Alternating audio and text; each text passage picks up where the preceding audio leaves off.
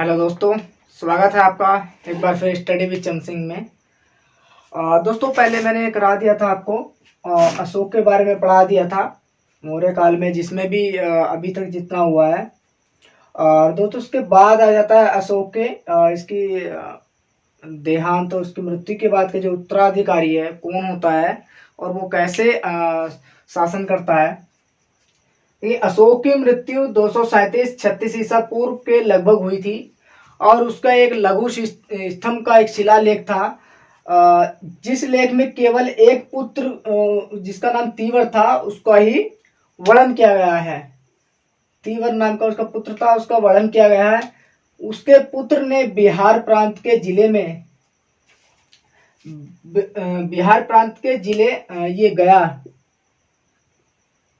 जिले में स्थित नागा अर्जुनी पहाड़ी पर एक आजीवक संप्रदायों के साधुओं के लिए निवास के लिए 3 गुफाएं निर्मित की थी। 3 गुफाएं निर्मित करवाई थी। इन गुफाओं पर खुदे हुए लेखों से पता चलता है वह अशोक की ही तरह देवानप्रिय की उपाधि धारण करता था। जैसे अशोक प्रियदर्शी की उपाधि धारण करता था, देवताओं को प्रिय कहा जाता था उसके शिलालेखों में। दोस्तों, इसका अंतिम शासक बृहद्रथ मौर्य जो था, मौर्य वंश का अंतिम शासक माना जाता है, जिसका सेनापति पुष्यमित्र शुंग था, जिसने उसकी एक सेना के निरीक्षण के दौरान उसकी धोखे से हत्या कर दी थी। पुष्यमित्र शुंग जो बृहद्रथ का सेनापति था और इसने ही 184 ईसा पूर्व में ही सेना निरीक्षण के दौरान बृहद्रथ की धोखे से हत्या कर दी थी।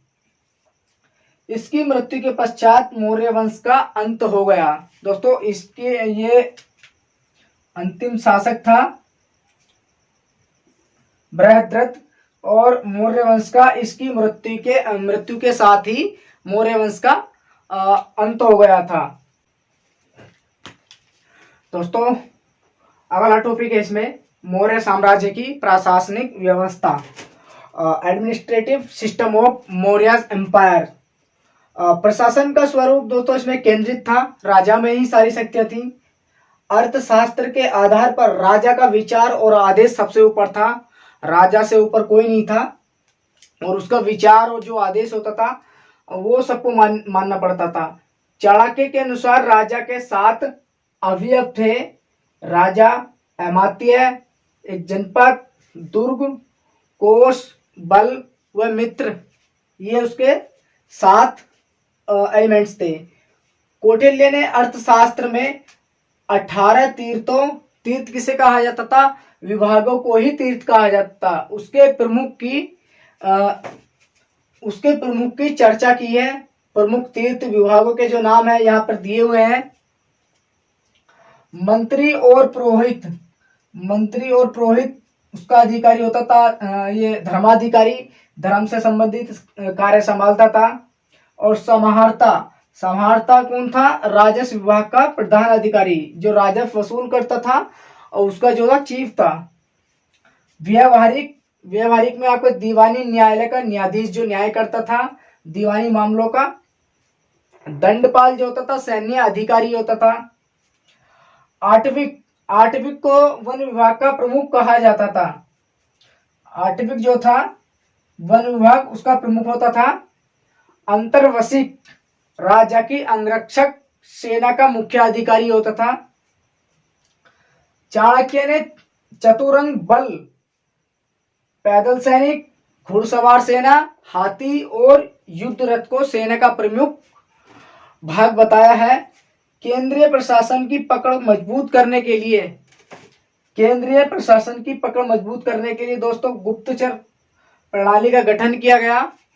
उनकी जासूसी की गई ग्रामीणों की, जिसमें स्त्री व पुरुष दोनों होते थे, जो भेष बदलकर जासूसी या गुप्तचर के रूप में घूमते थे और लोगों से राजा के बारे में पता करते रहते थे, जासूसी करते रहते थे। सन्यासी, छात्र, व्यापारी इत्यादि के भेष में घूमते रहते थे। अगला है इसमें अर्थशास्त्र में दो तरह के न्यायालयों की चर्चा की गई है। कौटिल्य का जो अर्थशास्त्र है उसमें दो तरह के न्यायालयों की चर्चा की गई। कौन कौन से? पहला है धर्मस्थेयी। धर्मस्थेयी क्या काम करता था? जो दीवानी अर्थात स्त्रीधन व विवाह से संबंधित मामले को देखता था और उनके विवादों का निपटारा या सुलझाता था। दूसरा था इसमें कंटक शोधन, जिसमें फौजदारी मामले आते थे, अर्थात हत्या तथा मारपीट जैसी समस्याओं का निपटारा होता था, इनके विवादों का सुलझाया जाता था। कंटक शोधन में विवादों का विधिवत पंजीकरण तथा सभी को अपनी गवाही देने व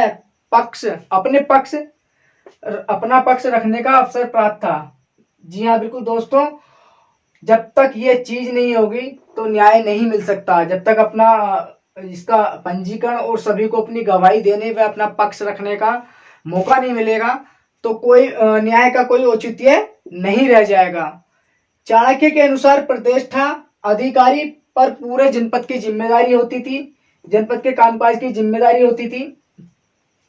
और प्रादेशिक सबसे महत्वपूर्ण अधिकारी था जो मंडल का चीफ होता था, प्रधान होता था।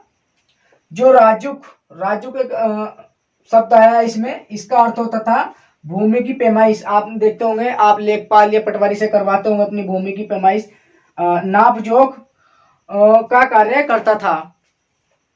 युक्त किसे कहा जाता? युक्त आज के वर्तमान के जो जिलाधिकारी होते हैं, डीएम होते हैं, डिस्ट्रिक्ट मजिस्ट्रेट, वो होते थे युक्त जिलाधिकारी होते थे। और वो क्या काम करते थे? राजस्व वसूलने का कार्य करते थे। गोप और स्थानिक, दोस्तों गोप और स्थानिक दो अधिकारी ग्राम और वह जनपदों के बीच मध्यस्थता का कार्य करते थे। मध्यस्थता का मतलब है दोस्तों, जब कभी एक गांव और जनपद में किसी बात पर विवाद होता होगा तो तीसरा पक्ष जो उसको सुलझाता है उसको मध्यस्थता कहते हैं। तो गोप और स्थानिक दोनों ये काम करते थे। दोस्तों अगला पॉइंट है इसमें मौर्यकालीन अर्थव्यवस्था, इकोनॉमिक ऑफ मौर्यन एम्पायर। दोस्तों इसमें अर्थव्यवस्था का जो आधार था वो कृषि था। कृषि आर्थिक व्यवस्था का आधार थी। प्रथम बार इसमें दासों को इस कार्य में लगाया था। भूमि पर राजा तथा कृषक दोनों का अधिकार बराबर था, दोनों के अधिकार में होती थी। दो प्रकार की भूमि का वर्णन है, एक राजकीय भूमि दोस्तों सरकारी होती है, और तथा निजी भूमि होती है व्यक्ति की या प्राइवेट प्रॉपर्टी बोलते हैं इसको, प्राइवेट लैंड। निजी भूमि होती थी। कर के रूप में भाग बलि का प्रचलन था, जिसमें से उपज का एक बड़ा भाग लिया जाता था। उद्योग धंधों की संस्थाओं को श्रेणी कहा जाता था, जिनके न्यायालय होते थे। जो व्यवसाय संबंधी झगड़ों का होते थे उनका निपटारा किया करते थे ये न्यायालय। और श्रेणी न्यायालय के प्रधान को महाश्रेष्ठी कहा जाता था। जैसे हाई कोर्ट के जिसको चीफ जस्टिस कहा जाता है, वैसे ही श्रेणी न्यायालय के प्रधान को महाश्रेष्ठी कहा जाता था। दोस्तों इसमें प्रमुख व्यापारिक संगठन जो थे वो थे श्रेणी में क्या था? शिल्पियों का संगठन था एक, और एक निगम व्यापारियों का संगठन था। संघ में देनदारों व महाजनों का एक संगठन बना हुआ था। और चौथा है इसमें दोस्तों सातवाहा कारवा व्यापारियों का प्रमुख व्यापारी जो अनाज से संबंधित था। दोस्तों इसमें बाहर इंपोर्ट एक्सपोर्ट का भी पता लगता है। आंतरिक व बाह्य दोनों प्रकार का व्यापार होता था। मेगास्थनीज ने एग्रोनोमाई नामक अधिकारी की चर्चा की है, जो मार्ग निर्माण का विशेष अधिकारी था। दोस्तों मेगास्थनीज ने एग्रोनोमाई अधिकारी की जो चर्चा की है वो मार्ग बनाने में एक्सपर्ट था। बाह्य व्यापार मिस्र, सीरिया व अन्य पश्चिमी देशों के साथ होता था। दोस्तों अगला पॉइंट है इसमें व्यापार में सिक्कों का प्रचलन था। सिक्के सोने व चांदी और तांबे के होते थे, जिसके रूप में व्यापार किया जाता था। और स्वर्ण के जो सिक्के थे उनको निष्क तथा चांदी के सिक्के को कारसापण या धारण तथा तांबे के सिक्के को मासक कहा जाता था। अर्थशास्त्र में राजकीय टकसाल का भी उल्लेख है, जिसका अध्यक्ष लक्षाध्यक्ष नाम का एक अधिकारी होता था। मुद्राओं का परीक्षण करने वाले अधिकारी को रूप दर्शक कहा जाता था। दोस्तों, मौर्यकालीन समाज, मौर्य सोसाइटी समाज कैसा था उसके बारे में पढ़ते हैं। मौर्य काल में स्त्रियों की स्थिति अच्छी नहीं थी, क्योंकि उन्हें बाहर जाने की पूर्ण स्वतंत्र उन्हें फ्रीडम नहीं थी, उन्हें बाहर जाने की पूर्ण स्वतंत्रता नहीं थी। बौद्ध व यूनानी साक्ष्यों के आधार पर अनुसार समाज में सती प्रथा विद्यमान थी। बाहर न जाने वाली स्त्रियों को चाणक्य ने अनिष्कासनी कहा है, और स्वतंत्र रूप से वेश्यावृत्ति करने वाली स्त्री को रूपा जीवा कहा जाता था।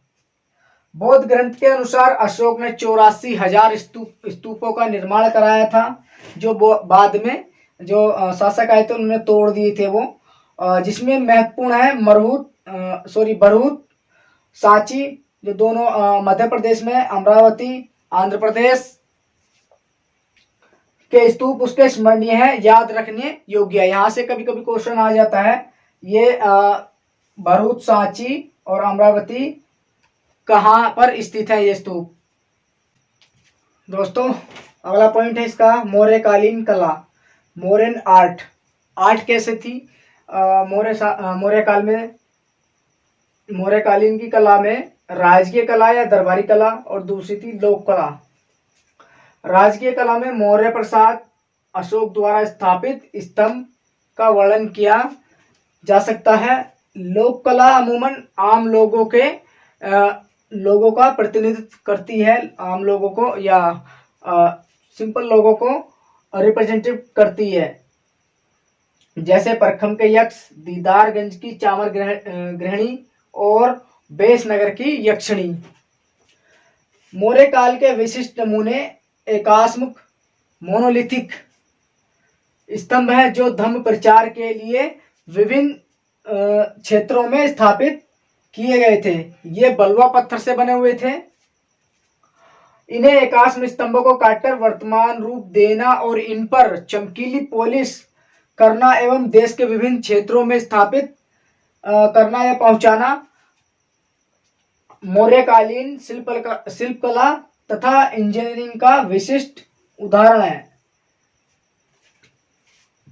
स्तूपों में ईंटों का प्रयोग हुआ है, जैसे सांची का स्तूप हो गया, इनमें ईंटों का प्रयोग किया गया है, ये ईंटों से बनाए गए। स्तूपों की विशेषता थी अर्धगोलाकार तोरण और प्रदक्षिण पथ, मेदी, हर्मिका, छत्र इत्यादि।